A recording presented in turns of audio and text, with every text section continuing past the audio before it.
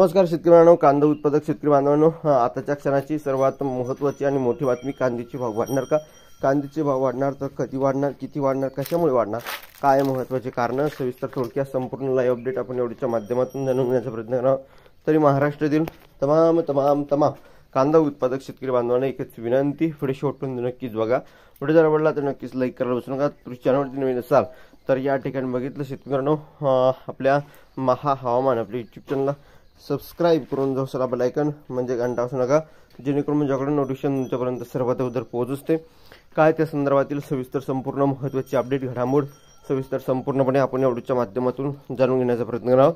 तरी शेवटपर्यंत नक्कीच बघा ही विनंती आहे। तर बघू शकता कांदा प्रश्नावर चर्चा, त्या संदर्भातील महत्त्वाचा हा मुद्दा असणार आहे, महत्त्वाचा हा व्हिडिओ असणार आहे, शेवटपर्यंत नक्कीच बघावी। कांदा भाव वाढणार का, कांदा निर्यात शुल्क, कांदा निर्यात मूल्य या संदर्भात की काय तोडगा निघू शकतो त्या संदर्भातील महत्त्वाचे अपडेट स्क्रीन शकता। कांदा प्रश्नावर चर्चा, जून व जुलैत वाढलेले आणि सध्या घटलेले भाव, नाफेड एजन्सी व नाफेड एनसीएफच्या माध्यमातून केलेले स्टोरेज जवळजवळ पूर्ण होत असताना इजिप्त, चीन, पाकिस्तानचा कांदा आंतरराष्ट्रीय बाजारपेठेत कमी भावात दाखल झाला। भारताचे NMEP $550 आणि 40% ड्युटीमुळे भारतीय कांद्याच्या मागणी नसल्याने भावात तफावत जाणवते। दक्षिणेकडे आंध्र प्रदेश, कर्नाटकचा नवीन कांदा पुढील महिन्यात बाजारात येईल।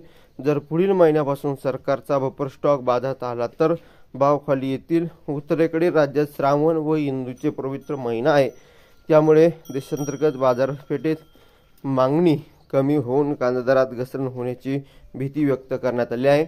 बाळासाहेब क्षीरसागर, सभापती, बाजार समिती, लासलगाव। कांदा व शेतकऱ्यांच्या जिव्हाळ्याचा प्रश्न आहे, केंद्र सरकारने तात्काळ त्यावर तात्पुरती मालमपट्टी न करता कायमस्वरूपी तोडगा काढून सततची निर्यात धोरण पॉलिसीवर कायमस्वरूपी तोडगा काढावा अशी मागणी केली आहे। बाळासाहेब क्षीरसागर, सभापती, बाजार समिती, लासलगाव यांनी यांचं वैयक्तिक मत मांडलेलं आहे। तुमचं वैयक्तिक मत, प्रतिक्रिया मांडा। जास्तीत जास्त कांदा उत्पादक शेतकरी बांधवांपर्यंत हा व्हिडिओ शेअर करा, व्हॉट्सअप, फेसबुक, सोशल मीडियाच्या माध्यमातून, जेणेकरून त्यांनाही ताजे आणि महत्त्वाचे अपडेट कळेल। धन्यवाद मित्रांनो, भेटूया पुढील व्हिडिओ, तोपर्यंत थांबतोय। जे महाराष्ट्र लाईक, शेअर आणि सबस्क्राईब कमेंट करून, जे महाराष्ट्र धन्यवाद, भेटूया पुढील, धन्यवाद।